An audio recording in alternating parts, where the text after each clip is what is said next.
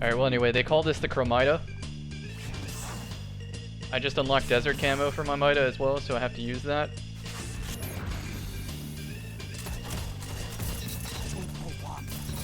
Oh, and oh, just like that. Oh my gosh, it's a catalyst too. What is this shit?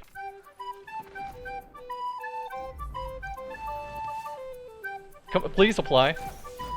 I asked nicely. Also, there we go. Look at that beauty. Outlaw in hand. Oh, it takes away the chevron. What is this? That's actually very advantageous if I can get used to it.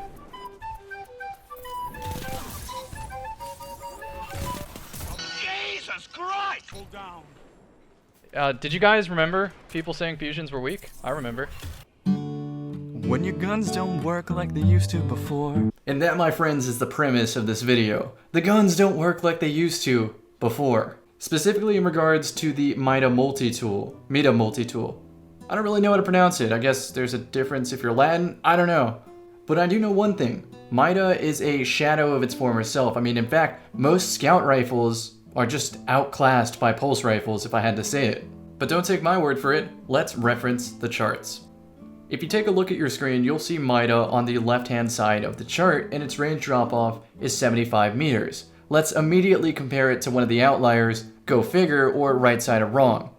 75 meters. That is correct. Mida multi-tool drops off at the same distance that a go figure with a long zoom scope drops off. This is a Mida. That is a go figure. He has a better TTK than me, and arguably the same ease of use. Look at my go figure. It's not even a perfect roll. Look at this. Medium zoom, ricochet, outlaw, kill clip stability. It's not a perfect roll. This is a PvE roll by any means, and it shits on people. So as you can tell from the video intro, I did get chromatic fire and I did get the desert camo for the Mida that removes the chevron on the sight. To say the least, I was really excited to use the Mida multi-tool again, so I played a couple games with it and quickly realized it just is not competitive when compared to pulses. And then I actually got the numbers to confirm my suspicions. So I think the best way to continue this video is to talk about the pros and cons of the multi-tool, or rather, the pros of the multi-tool and then the pros of its competitive replacement.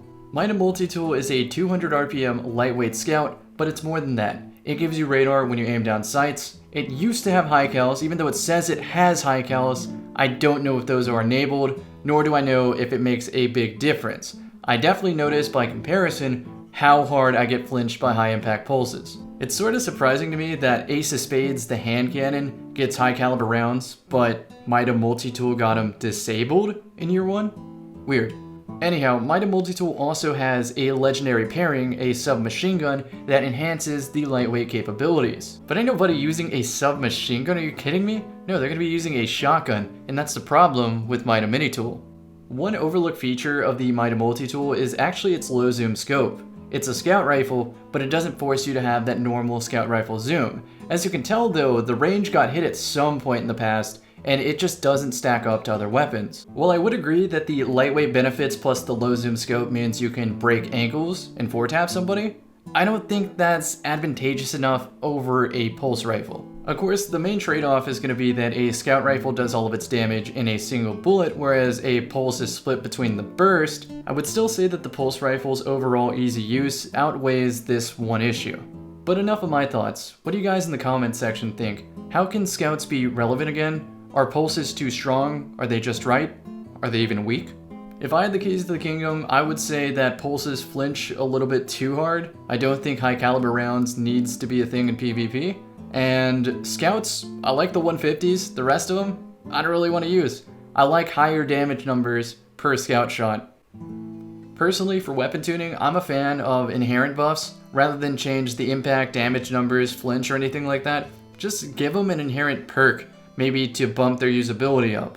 I know that the raid scout has box breathing on a scout, and that actually amounts to a time to kill change. Maybe that would be cool on all scouts. Maybe that would make them viable. They wouldn't get that raw TTK, they would have to actually hard scope in a sense with the scout. But isn't that the point of the scout and maybe fits the theme of the weapon? Just some food for thought. I didn't think too much into that suggestion, but I think it could be a potential solution. thoughts in the comments again. You guys are the best. You know, all them young hunters. We don't really have much old content. We got a whole lot of new content though. If Telesto don't come back, I'll shoot you. Hey! Frame rate, tick rate, sniping it up with the icebreaker. Searching for a match. ... Ain't no exclusive on Xbox.